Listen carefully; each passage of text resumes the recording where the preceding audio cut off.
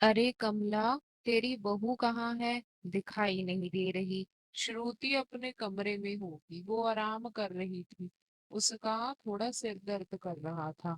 अरे कुसुम आंटी, आप कब आए? मुझे तो पता ही नहीं चला। तुम्हें कैसे पता चलेगा श्रुति बहू?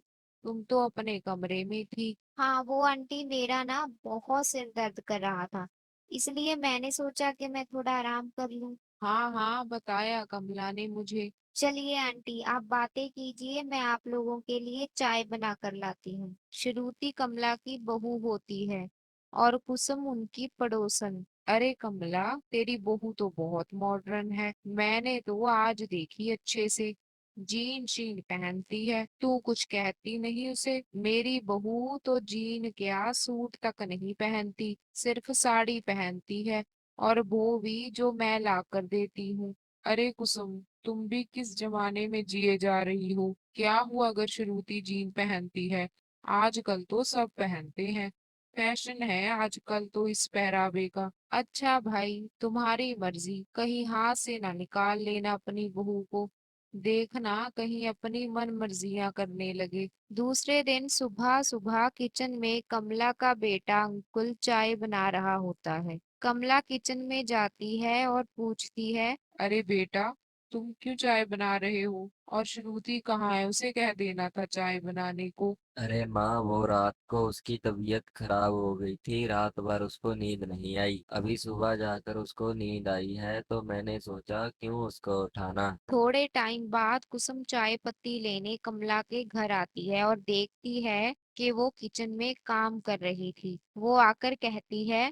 अरे ये क्या कमला, तू खाना बना रही है? तेरी बहू कहाँ है? अरे उसकी तबीयत ठीक नहीं है, वो उठी नहीं है। अच्छा, तेरी बहू की तो भाई मौज है। चल, तूने ही सिर पर चढ़ा रखी है, मुझे क्या, मैं तो चाय पत्ती लेने आई थी। इतने में श्रुति कमरे में से बाहर आ जाती है और उसके हाथ में पर्स होता है।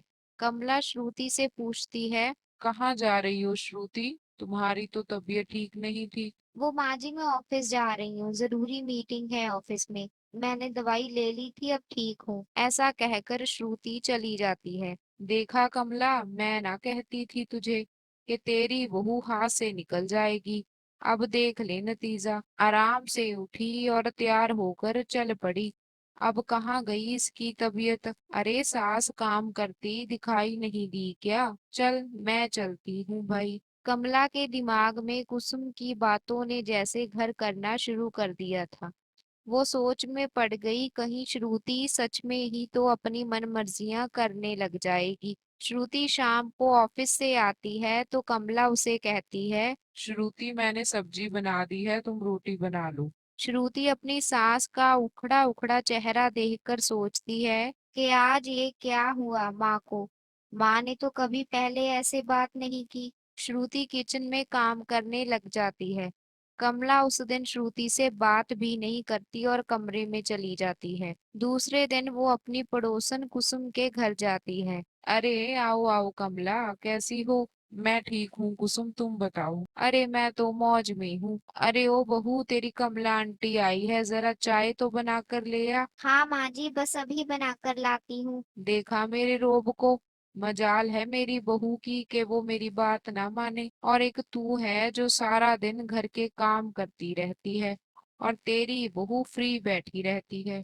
कुसुम की बहू चाय लेकर आती है। चल जा, अब किचन का बाकी का काम कर ले, फिर मेरे पैर दबा देना। कमला सोचती है कि कुसुम को तो कितनी मौज है और एक मैं हूँ जिसे अपनी बहू का कोई सुख नहीं। कमला को कुछ टाइम बाद एक फोन आता है। वो फोन सुनने के लिए जाती है और वो क्या सुनती है कि कुसुम की बहू फोन पर अपनी माँ से बात कर रही थी। अरे माँ, क्या बताऊँ, सारा दिन बुढ़िया परेशान करती रहती है। कभी ये कर दे, कभी वो कर दे। एक बार ये मर जाए, मुझे तो चैन मिल जाए। कमला ये सब बातें सुनकर हैरान रह जाती है और वो सोचती है कि वो किसकी बातों में आ रही थी। अरे मैं किसकी बातों में आ रही थी? अगर मैं भी कुसुम की बातों में आकर अपनी बहू के साथ बुरा सलूक करने लगती तो मेरी बहू भी कुसुम की बहू की तरह मेरे मरने का इंतजार करने लग जाती। कहाँ मेरी बहू मुझे अपनी सगी माँ जैसे प्यार करती है। शुक्र है भगवान का